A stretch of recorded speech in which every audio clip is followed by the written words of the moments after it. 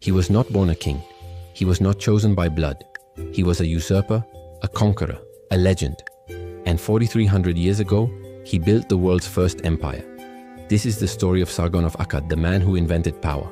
I make videos about ancient civilizations. And today we're talking about the first empire. To understand what empires are, we have to look at what the world was like before there were any. Picture this. You're in the Middle East, somewhere between the rivers Tigris and Euphrates. It's the 24th century BC. You're watching this massive city being built around you.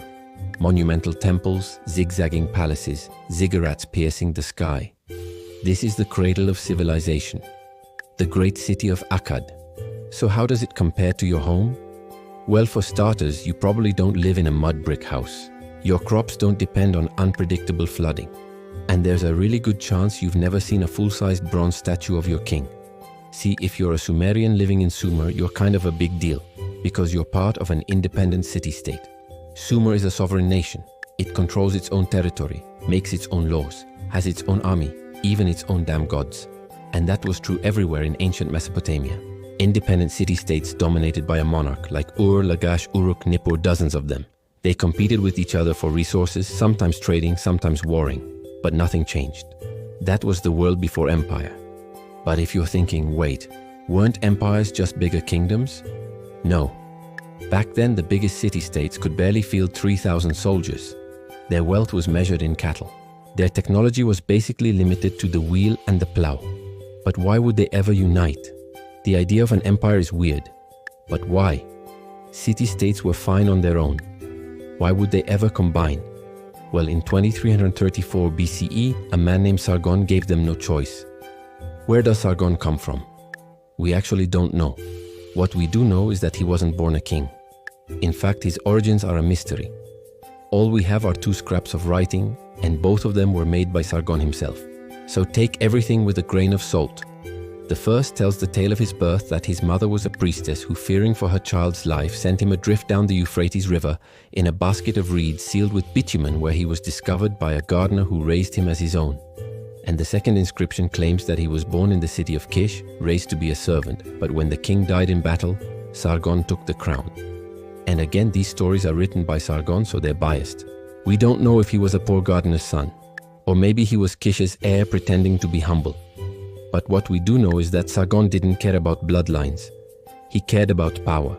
And when he looked around him, there was plenty of it to seize. All those independent city-states had one fatal flaw. They were alone. They were easy targets for raiders. Invaders from the east poured across the mountains with horses and chariots and manpower. And while the Sumerians were masters of innovation, they had no standing army. They relied on conscripts, farmers with plows who turned to spears when their fields were threatened. So when Sargon came along preaching unity and defense, they listened. He promised to protect Sumer from the east if they let him be their king. Now we don't know how many city-states Sargon ruled over. We only know one for sure, Uruk. But historians believe he united most of Sumer, if not all of it. And that made him rich. Controlling that much farmland, Sargon could raise taxes. He could build monumental structures. He could hire mercenaries. And that's exactly what he did. In year 0, he moved his capital to Akkad and built the first standing army in human history. 5,000 strong, ready to fight at a moment's notice. He created the first road network. He standardized weights and measures. He minted the first coins.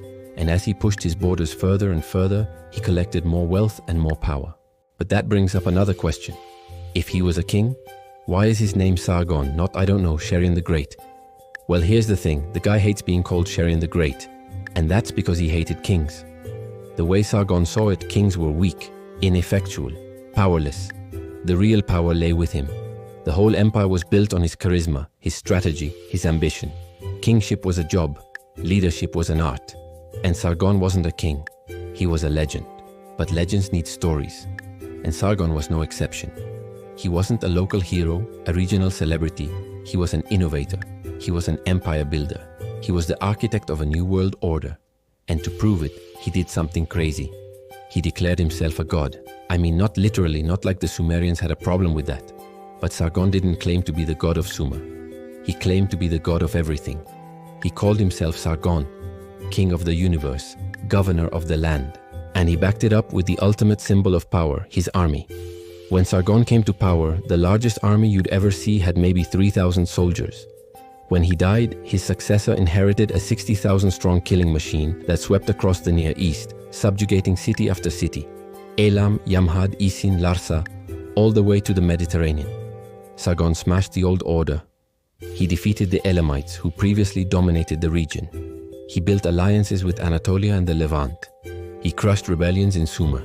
He campaigned north and south, east and west. Wherever there was a city that didn't bow to Akkad, Sargon brought them to heel. Today we might call it neo-imperialism. Land for power, military for money. That's how empires work. In his wake, he left behind a stronger, larger, unified Mesopotamia. And if you're looking for a founder of civilization, well, right there, right then, he invented the idea of empire. But empires are fragile things. We tend to remember the glories, the pyramids and the statues, the Colosseum and the Great Wall, but those monuments were built during rare moments of stability. Most empires spend most of their time in crisis, and Akkad was no exception. Around 2150 BCE, the rain stopped in Mesopotamia. For the next 100 years, the region suffered through drought, famine and invasion. Even worse, Sargon's successor couldn't hold back the tide. His generals revolted, his infrastructure crumbled, his cities burned. The Gutians swarmed into the vacuum and the Akkadian Empire dissolved. At that point, the Sumerians had had enough. They kicked out the invaders and they took their revenge. Any records of Akkad, any traces of Sargon, they systematically erased him from history. The very concept of an empire, it went back to being a distant dream. So we should thank the Sumerians. Without their erasure, Sargon would still be lost. He wouldn't have a place in our collective memory. But in the end, he does deserve to be remembered. You see, we still live in Sargon's shadow. The idea that one nation can rule the world, that's his legacy. The use of language, roads and myth to control people. That's his design. The cult of the strongman leader, that's born with him. And his fall a warning. Empires don't fall because of weak leaders. They fall because they ignore the real threats: climate, inequality, rebellion. Sargon built an empire on power, but he couldn't control the sky. Today, as we face rising seas, droughts and unrest, we're asking the same question the Akkadians did. How long can power last when the world turns against you? Thanks for watching. Subscribe for more.